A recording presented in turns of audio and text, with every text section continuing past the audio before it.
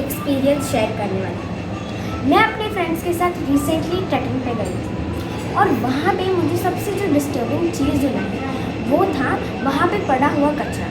There were plastic bottles, wrappers and polythene bags lying all over, glass bottles and cans lying all over. Environment को बचाने के लिए लोग बहुत बातें करते हैं, पर इन्वायरमेंट को बचाने के लिए हमें करना कुछ नहीं है, करना बस इतना ही है कि अपने आप को उसे गंदा करने से रोकना है।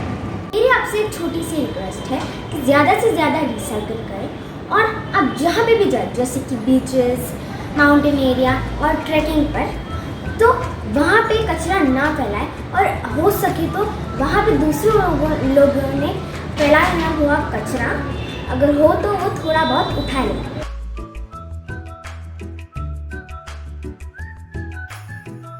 वेस्ट मैनेजमेंट और कचरा कम करने के बारे में तो हमने बहुत सुना है, पढ़ा, स्कूल में पढ़ा है और इंटरनेट पे वीडियोस भी बहुत देखे हैं, पर खुद क्या करें। इसलिए मैंने आज सोचा कि थोड़ा घर का वेस्ट कम किया जाए। तो आज मैं आपको कंपोस्ट कैसे बनाते हैं वो दिखाने वाली हूँ। ये मैंने एक प्लास्टिक कंटेनर लिया है, आप चाहे तो इसमें एक गमला भी ले सकते हैं। इसमें मैंने डाली है मिट्टी,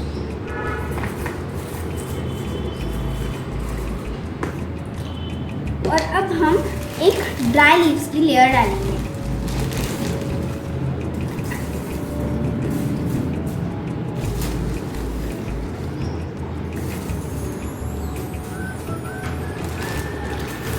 और फिर हम किचन वेस्ट की एक लेयर डालेंगे।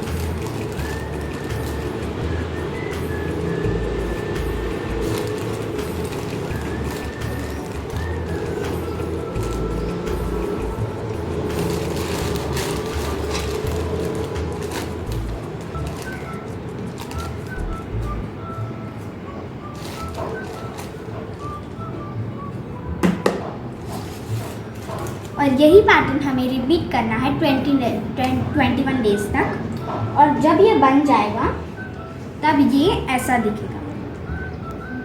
ये मैंने ऑलरेडी बनाया हुआ था।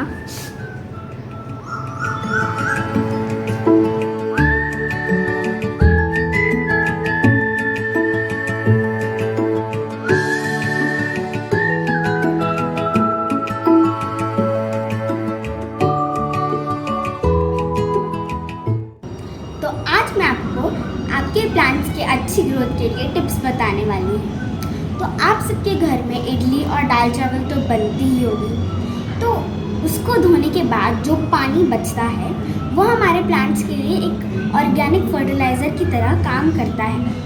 There are two benefits. First, water is saved and secondly, the plants get proper nourishment. इससे बच्चों के ग्रोथ के लिए भी दूध ज़रूरी होता है। क्या आपको पता है कि प्लांट्स के लिए भी दूध ज़रूरी हो सकता है?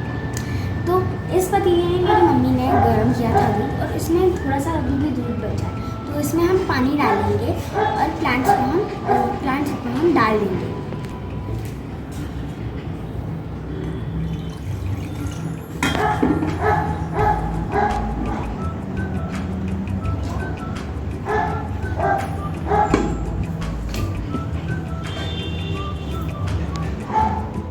अब हमने दूध तो पिला दिया, चलो अब चाय पिलाते हैं। चाय तो सबके घर में बनती है, और उसको बनाने के बाद जो पत्ती बचती है वो हमें प्लांट्स को 15 दिन में एक बार डालनी होती है। वो एक नेचुरल फर्टिलाइज़र की तरह काम करता है।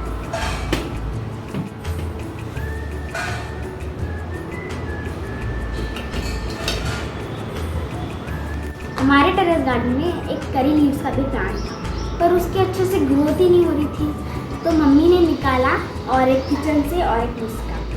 उन्होंने बताया कि तुम बटर मिल्क डाल कर देखो, और मैंने डाला, and when I checked it 15 days later it really worked.